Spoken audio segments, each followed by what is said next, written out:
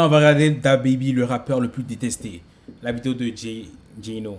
Comment DaBaby a ruiné sa carrière aussi rapidement. Engaging in organized criminal activity. Il est passé du rappeur qui enchaînait les numéros 1 aux classements musicaux à aujourd'hui galérer à vendre juste 500 places pour un concert. Et son dernier album a eu 10 fois moins de ventes. I do sincerely apologize. Et toutes les marques avec qui il avait un partenariat l'ont salement abandonné. Alors que tout le monde se retourne contre lui, est-ce qu'on assiste à la fin de DaBaby ou alors est-ce que tout était calculé depuis le début? Mais commençons par remonter au tout début, le 22 décembre 1991 à Cleveland dans l'Ohio. C'est ce jour que Jonathan Kirk est né, aka DaBaby. Mais il a très vite déménagé à Charlotte, en Caroline du Nord, où il a passé une enfance pas comme les autres. Déjà, il faut savoir qu'il a grandi avec sa mère et avec ses 2 grands frères, ce qui faisait donc de lui le bébé de la famille. Mais la vraie personne qui a contribué à son éducation, c'était son oncle Rick, qui d'après DaBaby était dans des trucs pas très légaux, et pour faire simple, c'était un peu un voleur. You were raised by robbers? Some of them was robbers. Yeah. Tell us more about your uncle. Rick, the realest nigga alive. Donc très tôt, son oncle lui a inculqué ses valeurs de la rue, qui lui ont, vous allez voir, extrêmement servi pour la suite de sa carrière. Parce que dès l'âge de 5 ans, ce qui est assez tôt hein, quand on y pense, DaBaby avait déjà une vision incroyable. Il était fait pour le succès. Comment à 5 ans il y a une vision? Genre t'as 5 piges frère, tu joues avec des voitures là, non? Comment tu vas me dire à 5 ans il était comme ça? J'ai une vision. 5 ans?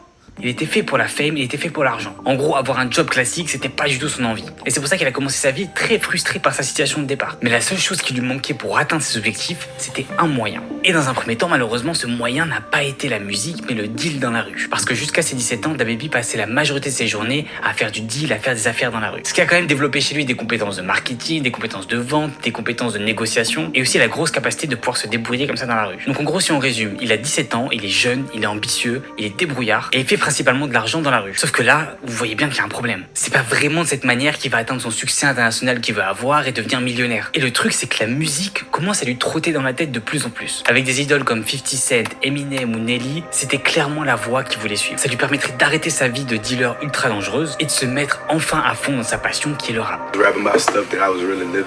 You know what I Right. mean? And I felt like I could put the words together. Sauf que là, il y a 2 problèmes qui se mettent sur son chemin. Le premier, c'est qu'il vit pas dans une ville connue pour le rap. Et les amis, parce que là, il est à Charlotte, il est pas à Atlanta, à New York ou à Los Angeles. Comme je le disais dans ma vidéo sur Jack Harlow, vivre dans une petite ville, c'est pas la meilleure stratégie pour réussir dans le rap. Si vous voulez voir la vidéo, je vous mets le lien juste dessus. Et le deuxième problème qui est quand même assez gros, c'est qu'il veut se lancer dans le rap, ce qui est pas non plus la carrière la plus safe possible. Alors oui, hein, on peut appliquer des très bonnes stratégies marketing et faire de la très bonne musique, très clairement y réussir. Et d'ailleurs, on verra tout à l'heure que DaBaby est un excellent marketeur. Mais comme vous l'imaginez, c'est pas ces 2 petits obstacles qui l'ont arrêté. Là, les amis, on va assister à la plus grande force de DaBaby, qui est aussi malheureusement par opposé sa plus grosse faiblesse. Je parle bien sûr de son impulsivité. Vu qu'à 22 ans, alors que ça faisait à peine 2 ans qu'il était à l'université, il réfléchit pas 2 fois. Il vend ses 2 voitures, son appartement et ses bijoux pour investir dans 2 choses qui vont le faire réussir. Et si vous êtes un artiste, écoutez bien parce que c'est exactement ce qu'il faut faire. La première chose, ça a été des sessions studio. Donc en gros, le mec s'est enfermé pendant un mois et demi en studio pour enregistrer son tout premier projet, Non-Fiction, sous son pseudonyme de l'époque qui était Baby Jesus. Et là, vous allez me dire, bon, là frérot, tu nous apprends pas grand chose. En tant qu'artiste, on sait qu'il faut investir dans les sessions studio. Alors je suis d'accord, mais là où il y a eu une grosse différence, c'est qu'il a investi dans une seconde chose où je veux absolument personne investir. C'est bel et bien dans son marketing. Et vous vous rappelez quand je vous avais dit qu'il avait développé ses compétences de vente, de négociation, de marketing dans la rue? Et ben là, il les a mis en action, mais dans la musique. Donc en gros, ça consiste en quoi? À chaque fois qu'il arrivait dans une nouvelle ville, il prenait ses potes et mettait les flyers de son prochain concert. Il donnait des CD gratos, il donnait des t-shirts gratuits. Bref, c'était une vraie machine. Et en plus, le pire dans tout ça, c'est qu'il documentait tout sur YouTube. Donc il avait très clairement compris que le marketing était aussi important que sa musique, vu qu'il y passait même plus de temps. Posters up, flyers up. So when the people coming in early, way before we get there, they already see who on the way. And by the time we get there, they already familiar with the face and the name. You gotta think, they not gonna let nobody walk by. You got one of these, boom. CD, you know what I'm saying? You got one of these flyers, they giving out t-shirts. Et si vous êtes un artiste ou un manager d'artiste et que vous galérez à avoir de la visibilité sur votre musique, que vous voulez apprendre à faire grandir votre fanbase, ou avoir plus de streams Spotify, ou avoir plus de vues sur vos clips, j'ai fait une masterclass complètement gratuite et accéder, c'est très... Et pour De Niro Farrar, l'invite à faire sa première partie au SXSW Festival. À peine au bout de 2 mois, l'artiste De Niro Farrar l'invite à faire sa première partie au SXSW Festival. 2 mois, les amis. C'est juste incroyable. Il y a des mecs que j'accompagne dans ma formation artiste d'influence qui me disent qu'avant de créer des freestyles, en continuant à les poster sur internet et en créant plein de mix, il fait le très très bon choix. Et il a continué cette machine en créant des freestyles, en continuant à les poster sur internet et en créant plein de mixtapes, de singles à côté de ça. Et vous allez voir qu'on est qu'au début du génie de DaBaby et qu'il y avait un truc qu'il avait complètement sous-estimé. Quoi?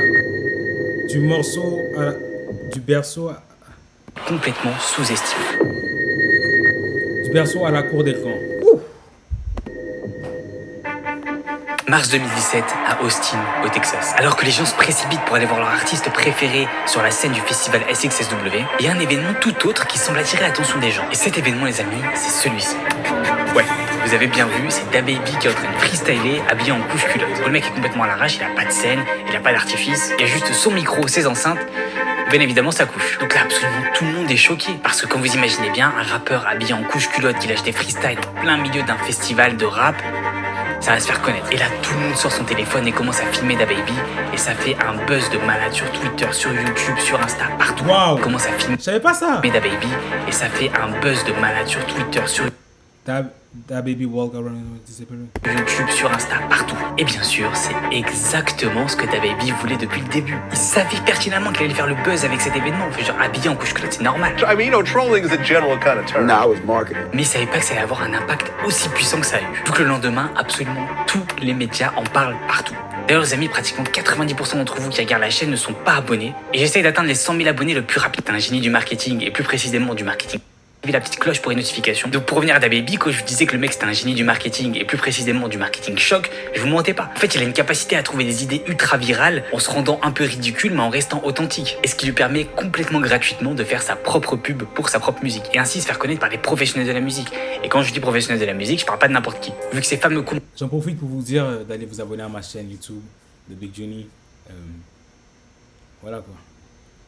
Je fais mon marketing aussi là. Marketing lui ont permis très rapidement de rejoindre le label South Coast Music Group, qui est un label dirigé par Arnold Taylor. Et si vous connaissez pas, il est le responsable de quelques petits artistes qui se sont fait connaître, voilà des petits gars, hein, comme par exemple Future ou Yo Gotti. Donc le mec pèse. Et un truc dont j'ai oublié de parler, c'est bel et bien les visuels et les clips de DaBaby, qui sont super colorés, super excentriques, super drôles. Et en plus, le tout associé à sa musique super énergique, ça crée en fait un univers super attrayant. Quand tu découvres DaBaby à un festival bien en couche-culotte et que tu vas voir ses clips après, tu te dis putain, le mec est trop fort. Comme par exemple le clip Dab City. I'm dabbing like I'm from Atlanta. Hey, hey.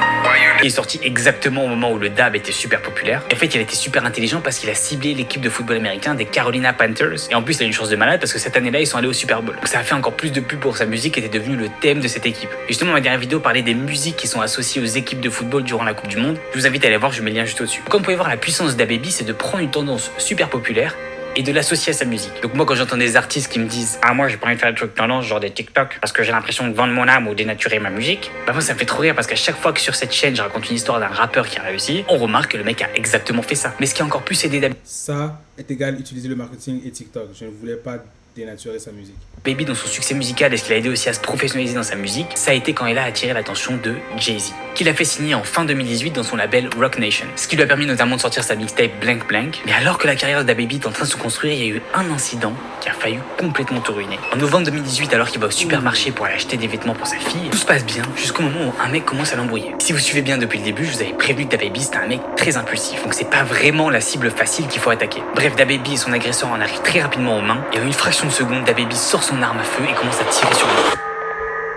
Et c'est comme ça que la simple bagarre dans un supermarché se transforme très rapidement en scène de crime, vu que le jeune homme de 19 ans qui avait agressé DaBaby est mort sur le coup. DaBaby est alors accusé de meurtre, mais par chance, il arrive à s'en sortir, en disant que c'était simplement un acte de self-défense. Mais vous allez voir que c'est en fait un schéma qui va pas arrêter de se répéter dans la vie de DaBaby. Et par chance, ça n'empêche pas les maisons de disques d'essayer de le signer à tout prix, et la grande vainqueur est Interscope avec un deal de plusieurs millions de dollars, ce qui lui permet de sortir son tout premier album studio, Baby on Baby, avec notamment le titre Going Baby. On voit très clairement son style musical à son apogée.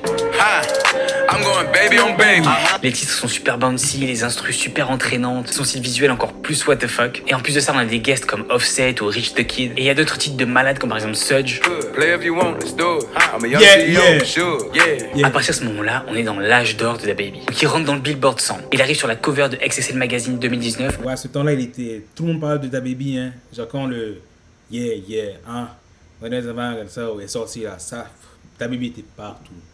En tant qu'artiste à suivre, il reçoit des nominations aux Grammy Awards pour la meilleure musique rap. Et on va pas forcément rentrer dans tous les détails parce qu'à ce moment-là, c'était juste une hit machine. En fait, c'est très simple. Chaque titre ou chaque album qu'il faisait à ce moment-là tapait dans le top 1 des classements tout le temps. Hottest rapper in the game. Diddy call you that. Drake call you that. Avec l'un des titres les plus connus qui est donc Rockstar qu'il a fait avec Roddy Ricch, qui est bien sûr devenu une énorme tendance TikTok et qui a duré super longtemps. Brand new Lamborghini, fuck a cop car. Parce qu'il y a un truc de ouf que j'ai oublié de dire, c'est que toutes les musiques de DaBaby sont parfaites pour TikTok. C'est super entraînant, ça donne envie de danser. Donc encore là, vous voyez que le mec il pense à son marketing. What I did in 4 years, the average person in 10 years, they won't do that. They won't do it in 10 years, so that 4 years was long as hell, you know what I mean? Like, I felt like, off the rip, you just doing cliche shit. You doing what everybody else doing. It ain't gonna really get you nowhere. Parce qu'en plus, à ce moment-là, Il a dit quoi? You doing what everybody else doing. It ain't gonna really get you nowhere. Parce qu'en plus, à ce moment-là, c'est plus les maisons de disques qui essaient de se l'arracher, mais c'est les autres artistes internationaux, les autres pop stars, les autres rappeurs. Donc il enchaîne les featuring Lil Nas X, Megan Thee Stallion, Dua Lipa, Jack Harlow, Pop Smoke, Lil Baby. Bref, je pense que vous avez compris, le mec était absolument partout. Et il arrive enfin à son objectif dont il rêvait depuis qu'il avait 5 ans. Vivre de son art, être multimillionnaire et avoir la reconnaissance qu'il voulait depuis le début. En fait, à ce moment-là, il est aux anges et plus rien ne peut l'arrêter. Rien, sauf un sacré lot de mésaventures qui, vous allez voir, vont lui coûter très cher. Un bébé trop insolent. Un bébé trop insolent. Ah ouais, j'ai vu ça. Oh my god, quand j'ai vu. Oh, ça l'a coûté cher, hein, ta baby, ça. Ça a coûté hyper cher, ça. They were HIV, AIDS, any of them deadly sexual transmitted diseases that'll make you die in 2-3 weeks. Put a cell phone like that. Fellas, if you ain't sucking nigga dick in the parking lot, put your cell phone like that. Cet événement, les amis, marque la fin de l'ascension de DaBaby. Je veux dire, on peut faire des erreurs en tant qu'artiste et ça arrive à tout le monde. Dire un truc qu'il fallait pas durant une interview, faire un acte un peu déplacé avec ses fans, ou sortir un morceau un peu trop controversé. Ça arrive à tout le monde, c'est normal. Mais vous allez voir pourquoi ici cet acte a mis la fin à la carrière de DaBaby. Déjà parce que cet événement qui s'est passé au Rolling Loud Festival a été 1000 fois amplifié par les médias. Homophobie et c'est quoi ça la sérophobie? C'est quoi la séro? Le rappeur avait s'enfonce dans le scandale. Je sais pas c'est quoi ça. C'est excuse pour ses propos. Si c'était pas trop et sans vouloir faire de mauvais jeux de mots, DaBaby en a rajouté une couche. En faisant une vidéo d'excuses sans vraiment s'excuser. En gros, c'est un peu comme si le mec venait d'allumer un feu et pour l'éteindre, il s'est dit vas-y, je vais mettre un bidon d'essence dedans. If you don't got AIDS, Si vous n'avez pas mettez la lumière là. put a cell phone light up. I said, if you ain't sucking J'ai dit si vous êtes dick in the parking lot, put your cell phone lights up so I could drop my next song. I wasn't going on no rant. That's called a call to action. My gay fans don't got fucking AIDS. Et pour comprendre pourquoi il a pas vraiment voulu s'excuser, il faut revenir à ce que je vous avais dit au début de sa vidéo et comprendre sa personnalité. C'est un mec très authentique et qui se filtre pas trop quand il parle. Du coup, c'est cool parce qu'en tant qu'auditeur, on peut très facilement s'identifier à lui et se dire que c'est un humain normal, un peu comme Tyler the Creator qui fait ça très très bien d'ailleurs. It's about how much you value others' opinions on the internet or just, people's opinion around you. I don't value it until they get to messing with my money. You know what I'm saying? Okay, cool. Now you probably need to take heed to that, make some adjustments. Sauf que cette authenticité, malheureusement, elle a des limites, surtout sur des sujets un peu tendus. Et c'est à ce moment-là où la déchéance commence pour DaBaby. Parce qu'il se fait cancel absolument partout. Lollapalooza, Day and Night Vegas, Austin City Limits Festival, Music Midtown et iHeart Radio Music Festival. Et la liste est encore longue, les amis, mais en gros, l'été 2021, ça a été l'annulation de toutes les dates de DaBaby. Et en plus de ça, plus aucune marque veut travailler avec lui. Il était censé avoir un contrat avec Burger King pour faire un burger un peu comme Travis Scott a pu faire avec McDonald's. Et là, pareil, annulation complète. I had my own meal at Burger King. A lot of people don't know that it was called the Jonathan Kirk meal. They wanted to use my name. I shot a commercial for it and everything. They had my name on the box.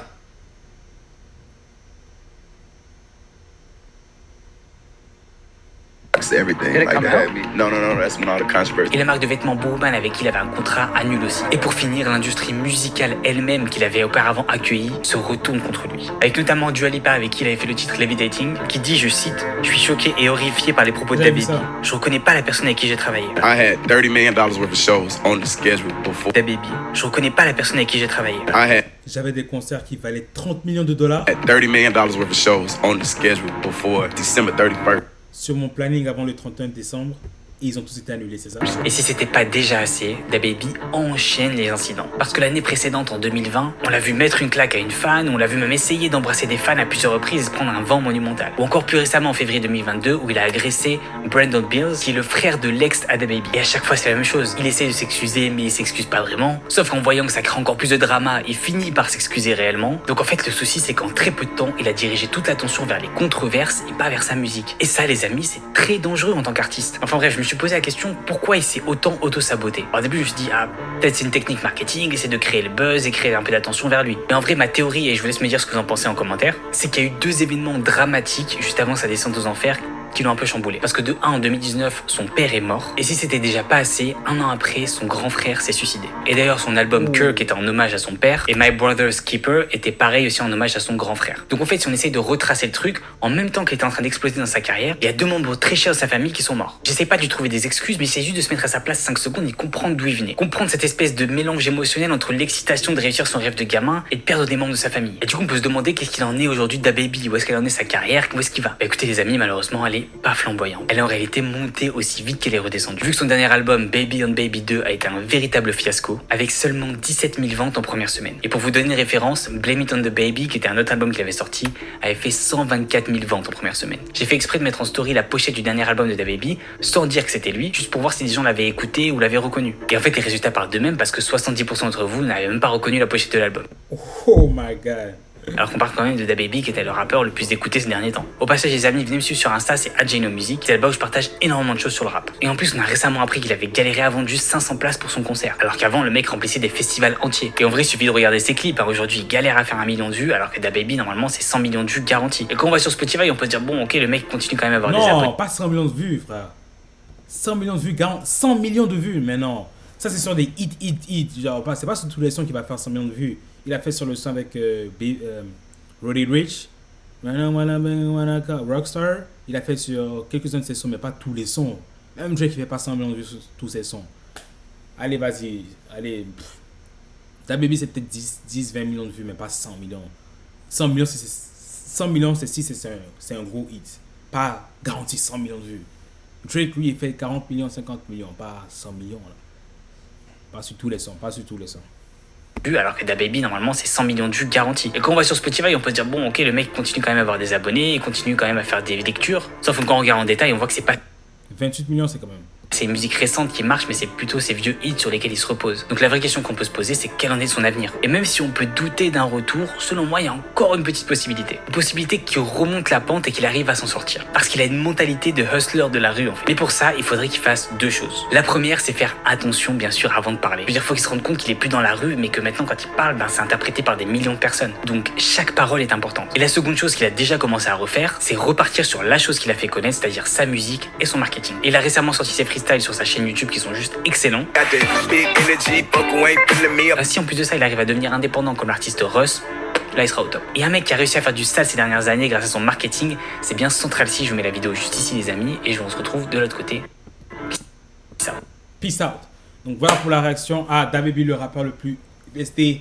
Bon, j'espère qu'il va pouvoir trouver un moyen de remonter la pente et à l'avenir faire attention parce qu'il faut pas, il peut pas dire des trucs comme ça.